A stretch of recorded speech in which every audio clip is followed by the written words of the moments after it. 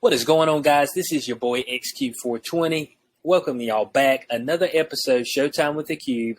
I've got my co-host with me, as always, the powerful Corey Hughes. Corey, how you doing tonight? I am quite all right, my friend. Thank you for asking. There we go. I'm doing very well myself, guys. If it's your first time to this channel, hit the subscribe button. If you're following us on podcast platforms, we appreciate you there. If you're not following us yet on those podcast platforms, do yourself a service here, okay? It's a good thing. Follow us, all right? We appreciate all the listens. And today, Corey, we are going to be looking at Quantumania, Ant-Man and the Wasp, Quantumania, the trailer, all right? And this is the anticipation of the multiverse saga, which is what Marvel has named this most recent phase, the multiverse saga. Now, we've seen a few multiversal things. Of course, WandaVision had to do with the multiverse. Doctor Strange, multiverse. Loki, multiverse. Spider-Man: No Way Home, multiverse. So we've had quite a few movies dealing with the multiverse, but we've really only seen Kang and Loki. And it looks like Kang. Well, we're not sure if Kang's going to be quote unquote a villain in this particular film. And we're going to get right here in the trailer in a second. But what have you thought so far about the multiverse saga before we get to the trailer? So, the multiverse to me is like salt. It's good in like small amounts, little tiny dabs. Unfortunately, they're drowning us in it. And I feel my blood pressure rising. And I'm feeling like it's a little bit too much. There are so many things that they can do other than multiverse. And multiverse also gives them an out to make changes to fucking whatever they want. The character dies. Boom, we got a new one. You know? Yep. So, not a huge fan. It's cool when you get it, like I said, in little doses, but I'm kind of ready to go. I'm ready for a full retro return to the small villain. You know, the neighborhood bad guy like we talked about in Samaritan and moving away from these things that are so grand that affects the whole universe. It's ridiculous. Right? So let's go. Let's shrink this. Let's start over. Let's shrink this thing back to normal size. And move beyond the multiverse. But as far as Ant-Man in particular, the first two, neither of them is a perfect movie. They're fun, they're quirky, and they're okay. They're not meant to be taken as seriously as a film like Black Adam, right? So when I see a film like that, I don't anticipate this movie to be like earth-shattering. I don't anticipate it changing the MCU. I don't see a lot of things. I see it as just being another, hey, that was kind of cool, kind of movie. And I'm not really, they've defeated my expectations so often that I can't really, I don't have any expectations for it to be a blockbuster, right? Okay. So, hey, so if your expectations are low, if you go into the theaters and we get something that's truly a spectacle, then hey, you know what I'm saying? Or if it's even just a few inches above what we're expecting, just because of the lackluster appearances of some of the most recent films, and I think it's been watered down just a touch by the TV shows as well. So Corey, without further ado, we're going to go ahead and we are going to check this trailer out, Ant-Man and the Wasp, Quantumania. So as soon as this thing comes up, I'm going to share the tab. You can see the screen, correct? Yep. See the screen. All right, guys, let's go ahead and kick this away. I used to ask myself a lot of questions. Scott, you're at ex-con. How are you an Avenger? That doesn't make sense. But everywhere I go, people tell me the same thing. Thank you, Spider-Man. People still need help, Dad. That's why we made this. It's like a satellite for deep space, but quanta. Wait a minute. You're sending a signal down to the quantum realm. Turn it off. Now!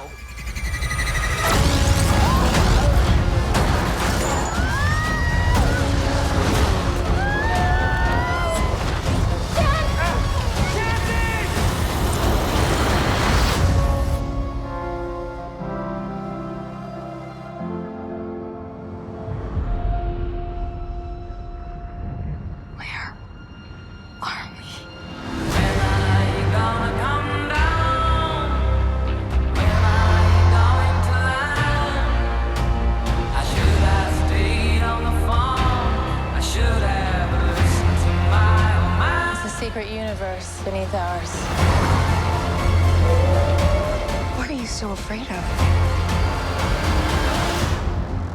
There's something I never told you. This place. It isn't what you think.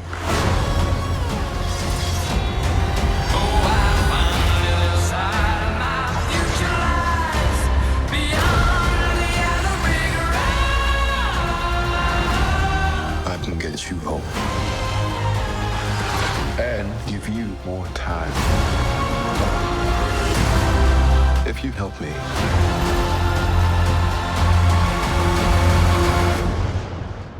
So, what's it gonna be? Ant-Man.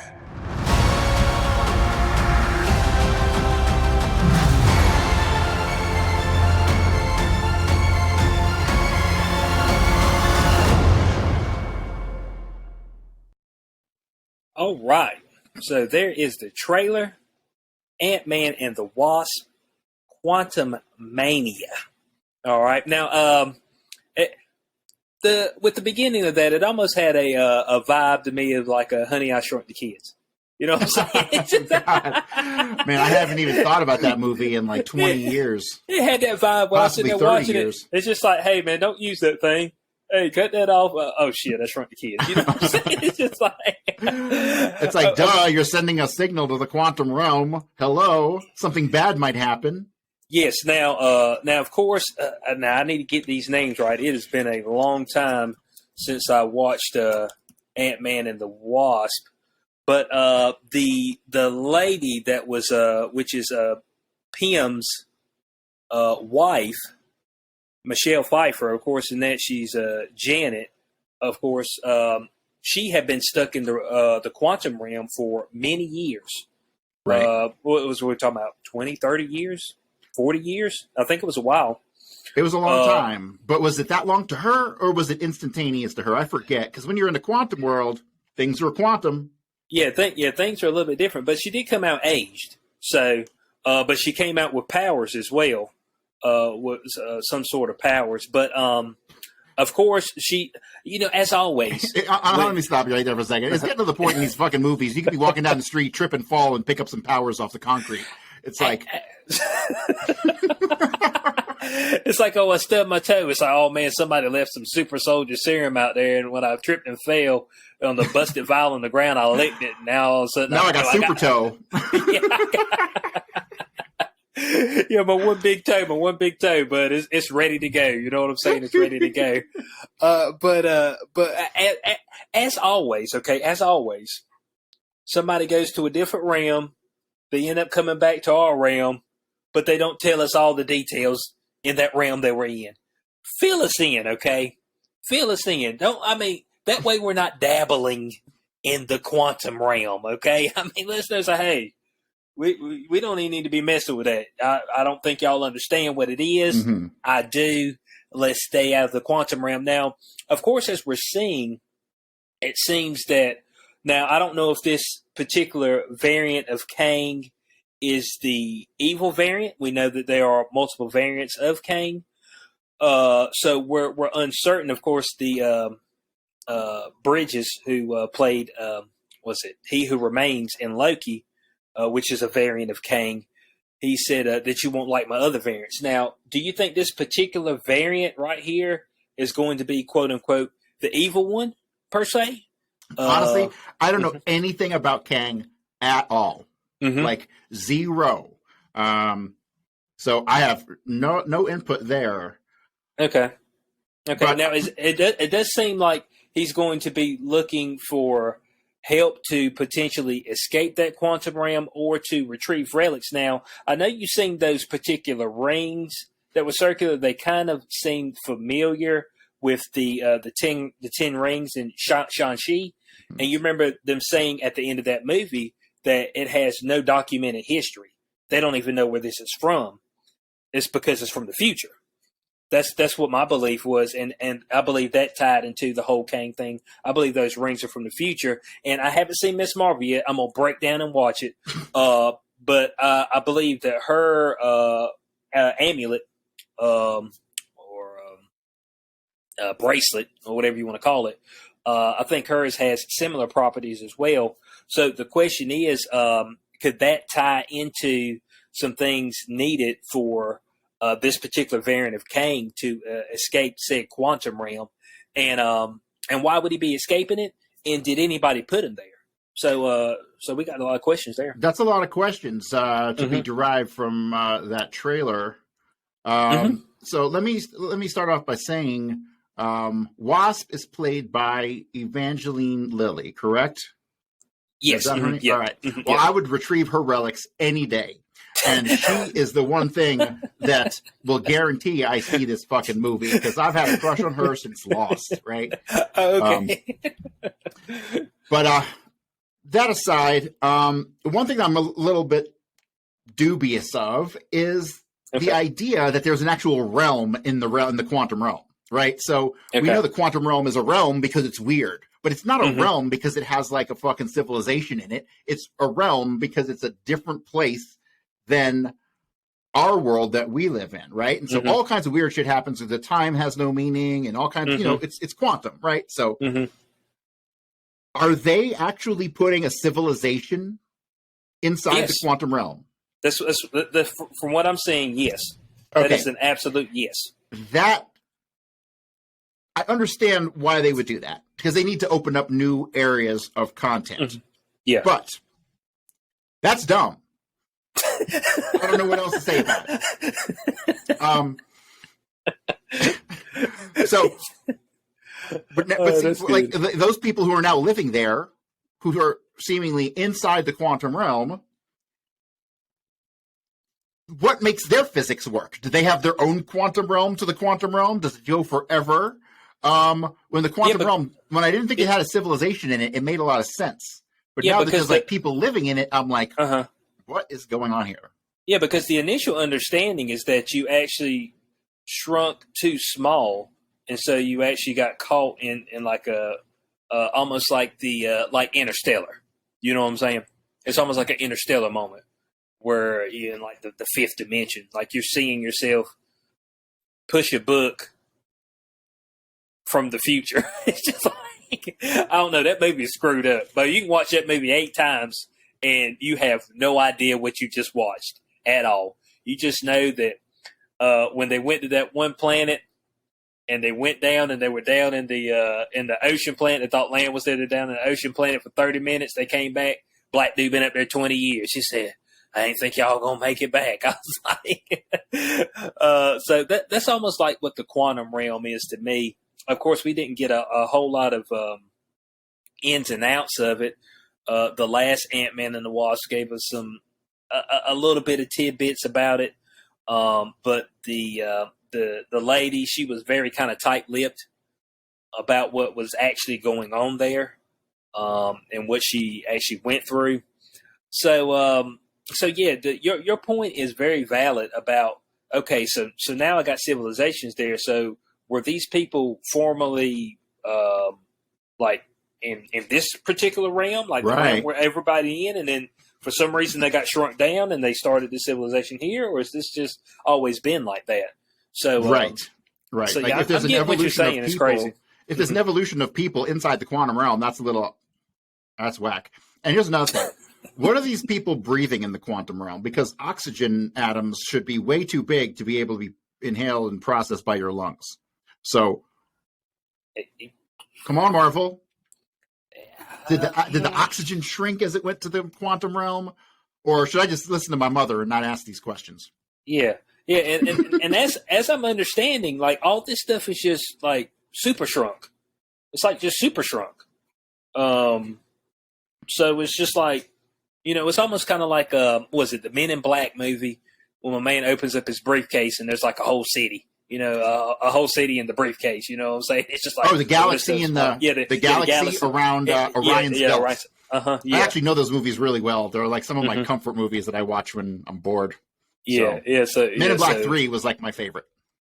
Okay, Men in Black 3. Okay. But yeah, that's the kind of premise of that.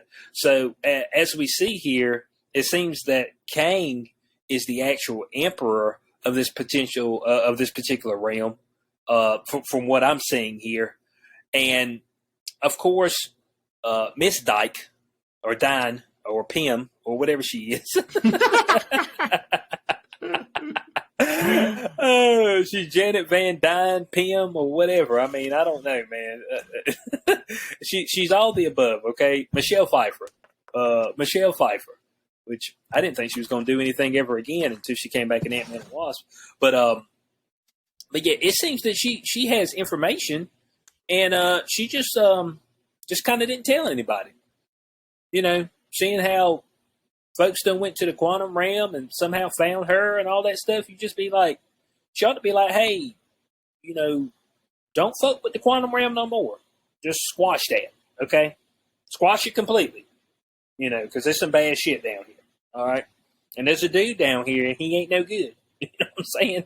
Man's slick, man's evil. And so it looks like Kang actually goes and is trying to bargain with the Ant-Man. Now, I've seen some photos that people had out where it looks like Ant-Man's beat all to hell. I don't know if that comes at the hands of Kang or not. And there has been some rumblings as well as MODOK being a villain in this particular film. So it kind of brings to mind is, which we didn't see in this particular trailer. I think as we get closer to the actual release date, we might see there'll probably be another trailer that comes out that may give you a little bit more details. But do you think that Kang may be an actual villain in this particular one, or do you think they might be hiding another villain in here, and Kang almost seems like a good guy at that present time? Well, I can't speak particularly to Kang, but what I can say is they always seem to have like an additional layer of plot that they don't reveal in the trailers. And so I have a feeling we'll end up getting some crossover in this. And who knows what that will lead to villain-wise. They might have introduced some new villain, which will then have a crossover in another film coming up with another set of characters. So who knows? It would be right up their alley to do that. So yeah, I have a feeling we're going to see way more than what's in the trailer. Okay. And this is going to be our second viewing of Kang. Of course, the first viewing in Loki, and so this would be the second viewing. So this would be a different version of Kang, and it'd be kind of interesting to see how Bridges, if I'm correct, I believe that's his last name, Bridges. I mean, not Bridges, Majors. I'm sorry, Jonathan Majors.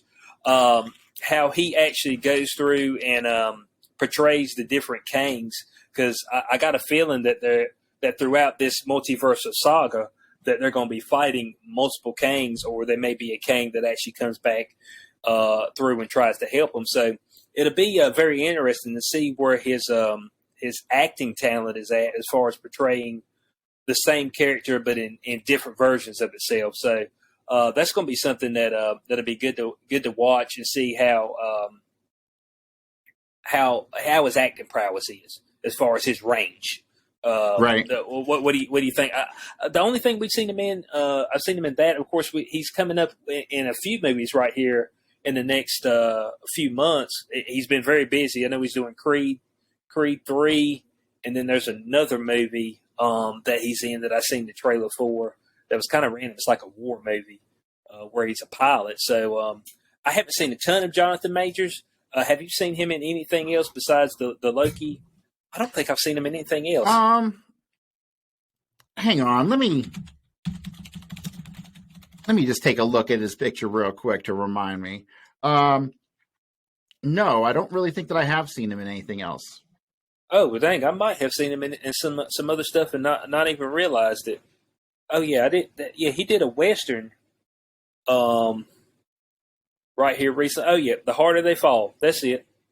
Yep, that's what I watched him in. Him and Idris Elba. That's actually a Netflix special, which that movie was decent enough. I think he's pretty famous from his TV series, Lovecraft Country, which looks almost like a... Yeah. Okay, I know what show you're talking about, yeah. Yeah, which I have not seen that show. No, neither have I. Yeah, but I think he's one of the main characters in that. Before that, he was in, let's see, White Boy Rick. His actual career is kind of fresh. he did a 2017 When We Rise, a TV miniseries. So this seems like it could be his fresh. This could be his like big push, really coming through Marvel. So we're probably going to be seeing a lot of him in the future. Yeah, and he's got plenty of projects. Of course, he's got the Ant-Man and the Wasp, and of course, he is already being dubbed in the Kang Dynasty and Secret Wars, which is 2025 and 2026, respectively. So yeah, I got a feeling we're going to be seeing a ton of Jonathan Majors, and so it'd be very interesting to see. I liked him in the Loki series. How did you like him at the in those last 2 episodes of the Loki series? I thought he did pretty good. You didn't see him? No. I watched the first 2 episodes of Loki, and then I think it just fell off my radar. Corey, we gotta get you up to speed. You're missing a whole lot of stuff, man. You're missing a lot of backstory. I'm not missing too much, just a little bit here and there. You're missing backstory, okay? I mean, well, that's what I got you for. Tell me the backstory. Yeah, this is true. Well, okay, so in the Loki, when they finally reach the actual castle where the multiversal strain is, Kang, which he's not Kang in that. He is He Who Remains. Okay, that is his name in that. But he actually goes through his story of all his variants and how they had a multiversal war, and how he went through and he was able to destroy the variants to bring the multiverse into one solid loop. And so that's why he has the TVA, so things don't diverge, so other variants of himself don't come back, because he understands that his other variants, depending on where they're at, are completely cynical and evil. Mm-hmm. So, and that at the end, Sylvie actually kills him, and that is what causes the multiverse to go out of control. Because at that point in time, he was the one that was keeping everything together into one solid strain. And so that's where you see stuff starting to diverge out. So that's the premise of his character in that. You don't see him until the last 2 episodes, if I'm correct. That's when you actually see him. But Sylvie actually kills him in the final episode, and that's when you see, shit goes all to hell. Loki ends up coming back to what he thought was the universe he was in previously, but come to find out, he's been dumped off in an alternate universe where Kang has already conquered it. His statue was up there, and the people there at the TVA don't even know who he is.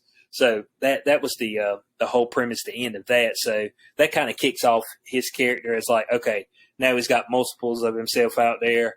There's some shit coming down as far as Kang goes. So that's really his. But I thought he did a good job as far as on that.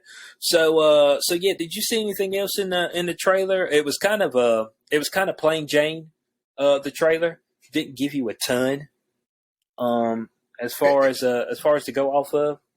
True. We got the basic plot. They get sucked into the quantum realm, got to find a way home, and along the way, they're going to come across a bad guy. And that's how that's going to go. And I'm pretty sure, hey, look, as always, Corey, they're going to have to find some relic, you know what I'm saying, to get him back. There's always a relic, right? Made of some special ore that came from the buttholes of some ancient god. Yeah. Yeah, he pooped this particular ore out, and now it's sacred, of course. It's imbued with magic, and it's able to get you back to, the size you were before. Okay, Honey, I Shrunk the Kids, Part 8, Ant-Man and the Wasp, Quantumania. I like Ant-Man at all, but like suspension of disbelief is in overdrive when you watch the Ant-Man, because the whole shrinking thing, it's crazier than Superman flying. So yeah, it is. And Corey, did you ever think they were going to make 3 Ant-Mans? I never thought it. Hey, I guess the bottom line was there. I guess it got enough views. Now here's the question: warrant it. Some of these movies that they're making, even if they're for smaller kind of franchises, might be just bridges to other things. They might be like, man, we need to fill in this gap. Who needs a movie? Oh, it's his turn. Okay, then let's just include this into that, because they're definitely not writing these scripts for individual characters. They're writing these scripts for the universe as a whole. Right. So, of course. So yeah, that's Ant-Man and the Wasp, Quantumania. If y'all got any theories Okay, we'd like to hear about them. Leave it in the comment section below. You got any theories? If you heard any rumblings, of course, there's going to be a whole lot of people with different opinions and theories on what's going to happen, who's going to end up being the bad guy. And the one thing that I always tell people is don't get too excited. Okay, that's one thing. And I forgot to say this in the Black Adam movie review that we did. Which, if y'all haven't went and watched that, go watch that Black Adam movie review. We give a complete breakdown on that. But when I was in the movie theater and watching it, Corey, man, when Superman came out, there were people clapping. I was like, Bo, I thought that was just like in the premieres when all the geeks were there. You know what I'm saying? I ain't never been in a movie theater where folks were like, whoa, started clapping. They did it a couple of times in that movie. I was like, oh shit. I mean, I'm with the folks to the series. You know what I'm saying? They go do cosplay and all that stuff. Those guys get dead serious. You know what I'm saying? You dare not, especially if they're DC or Marvel. Man, don't cross them. You might have to scrap. That's all I'm saying. Mm-hmm. You might have to scrap. So yeah, it'd be interesting where they take these characters, how this flows into the overall universe. Of course, this seems like it's going to be the really big kick for Kang getting out there. I think we're going to see some traces of him throughout the movies post this. Post this particular movie, I think you're going to see multiple traces and multiple rumblings, post-credit scenes, things of that nature involving Kang. Could you agree to something like that? Yeah. If they're bringing back a character for a second or a third appearance, someone like Kang, and it's an up-and-coming actor, I can just foresee they're going to be using the hell out of him moving forward. Mm-hmm. Mm-hmm. Yeah, because it's official that he's going to be in, after this, officially he's going to be in 2 more movies. So I think we might see some things that he changes or something in the multiverse or in the universe that resonate with multiple characters. So yeah, that's the review of the trailer of Ant-Man and the Wasp. Let us know what y'all thought about it. Hope y'all did enjoy this episode of Showtime with the Cube from your boy XQ420, co-host Corey Hughes. We will catch y'all on the next Showtime with the Cube. Peace out.